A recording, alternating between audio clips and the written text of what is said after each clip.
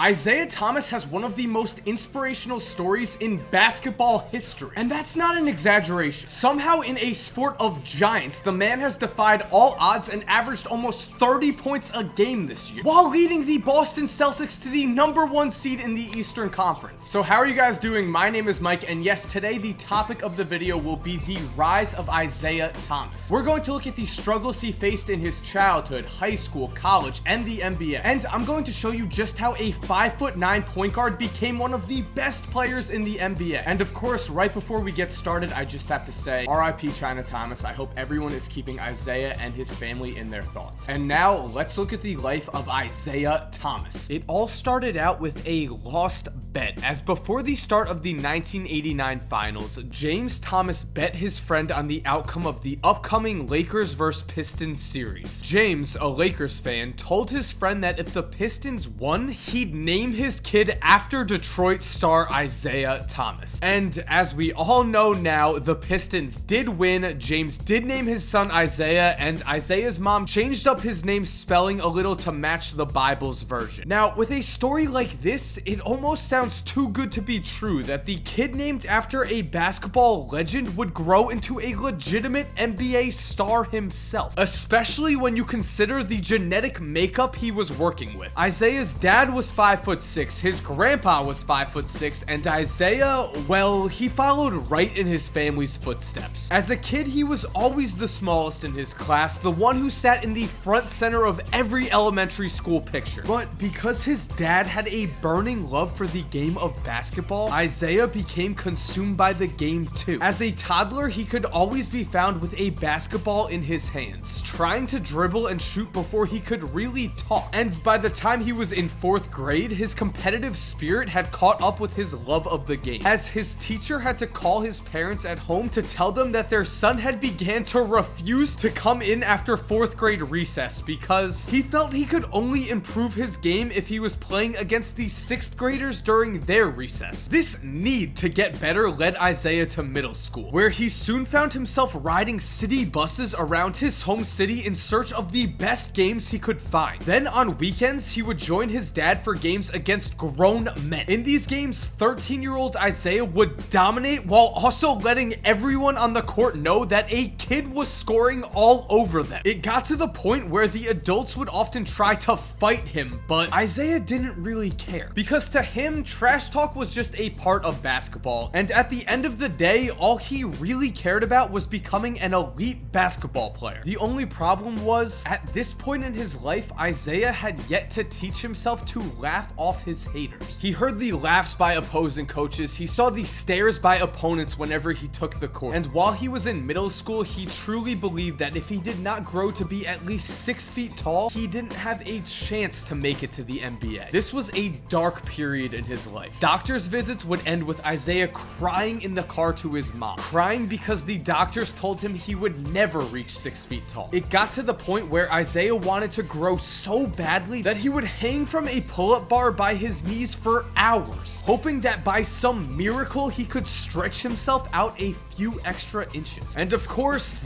that didn't work, because at the end of the day, you can't change your height. Instead, you just have to play with the cards you were dealt. And after years of being in denial, Isaiah altered his mindset when he reached high school. He finally realized that yes, he couldn't change his height, but he could change his destiny. And it was at this moment that a young Isaiah Thomas chose to become the greatest player under 6 feet tall to ever play the game of basketball. This new dedication saw him begin to study the game tape of Tony Parker and Steve Nash, learning how to master the floaters that had made both men elite NBA point guards. From there, he began to develop moves of his own, quickly learning that if he drove his body into big men, he could negate the massive height difference that used to plague him. He also soon learned that no matter what height a player was, a man could always excel if he had a knockdown jumper and airtight handles. This hard work led to a serious growth in Isaiah's talent, and soon he began to surprise everyone. Every AAU or high school game seemed like the same story. Coaches and players would quickly write off the shortest man on the court, only to find out just moments later that while he was the shortest man on the court, he was also the best player they had ever played against. By the time Isaiah was a sophomore, he had grown into into a legitimate Washington basketball legend. The 15-year-old was filling gyms at Curtis High School, and the sight of Isaiah himself caused such a scene that they had to bring his teams in through the back door of gyms because the crowds were that big and they loved him that much. And it wasn't just fans who loved Isaiah. At 15 years old, he was already friends with NBA players such as Jason Terry, Nate Robinson, and Jamal Crawford. These friendships began when Isaiah joined Jason Terry's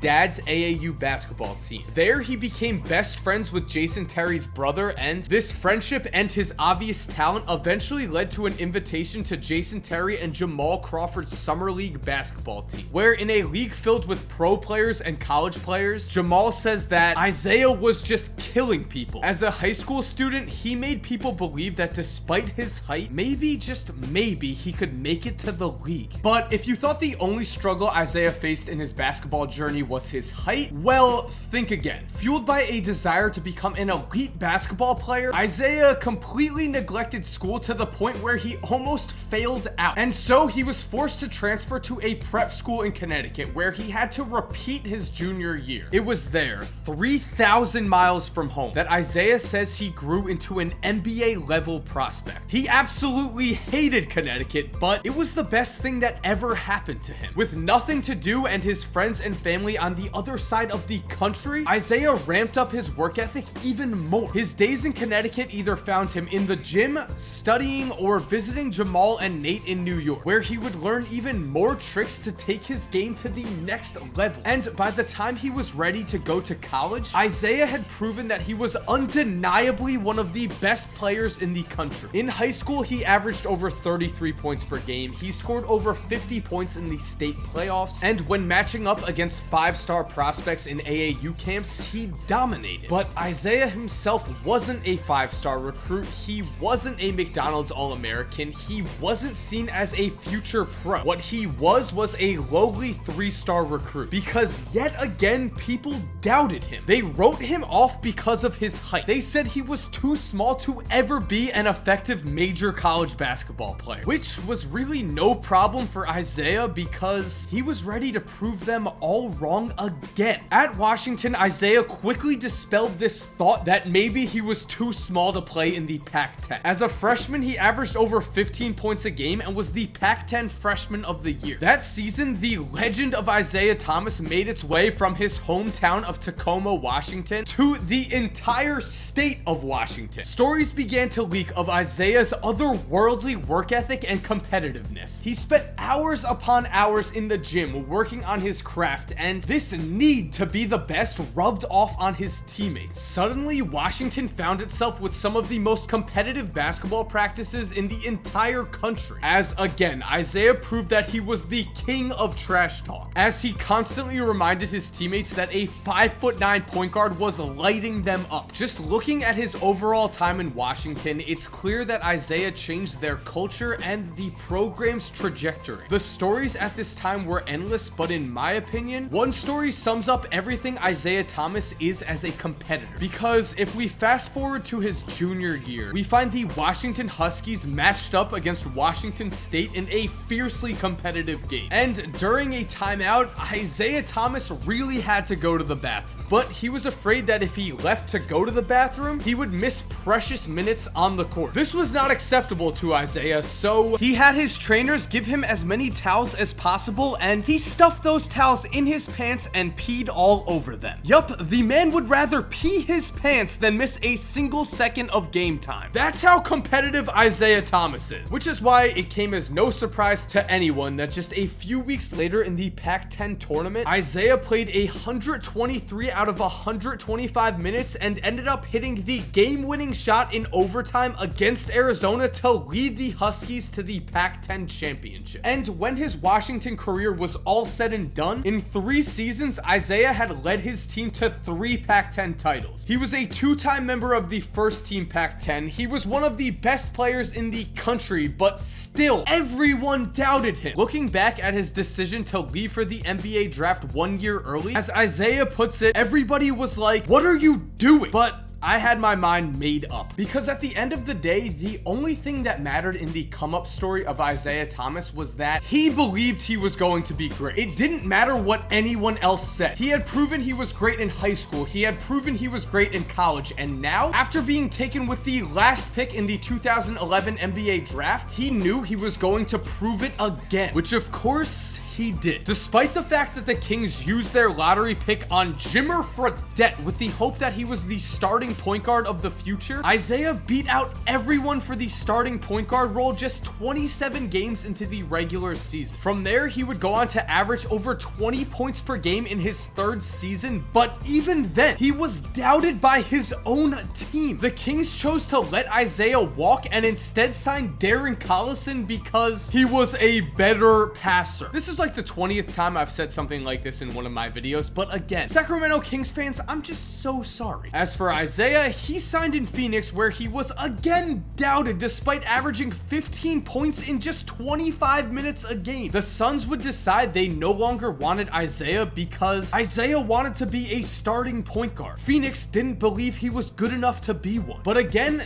this was nothing new. In fact, at this point in his life, Isaiah had begun to find comfort in doubt because it drove him to wake up every morning and head straight to the weight room. And so Isaiah Thomas was traded to the Boston Celtics, where finally he was given the chance he deserved. Isaiah Thomas proved that if you work hard enough, if you really dedicate your entire being to following your goals, you can really be whatever you want to be. Because remember, Isaiah Thomas could never choose his height, but he could choose his destiny. And his destiny was to be an NBA All-Star, to be one of 10 players in NBA history to ever average over 28 points and 5.5 assists in a season with at least a 26 PER. And above all else, his destiny was to be the greatest basketball player to ever be under 6 feet tall. Seriously, if you look at NBA players' listed heights, you'll see that Isaiah Thomas really is the best player under 6 feet tall in NBA history. And before anyone comments it, yes, Allen Iverson, Chris Paul, guys like that are listed at 6 feet. Isaiah's only real competition was Calvin Murphy, but Calvin Murphy was never averaging almost 30 points a game with a 26 PER. In this modern NBA, where it seems like the point guard position is trending towards taller players, Isaiah has just managed to overcome all odds and thrive. And like I've said, the reason for that is his work ethic, but it's also the fact that he's an absolute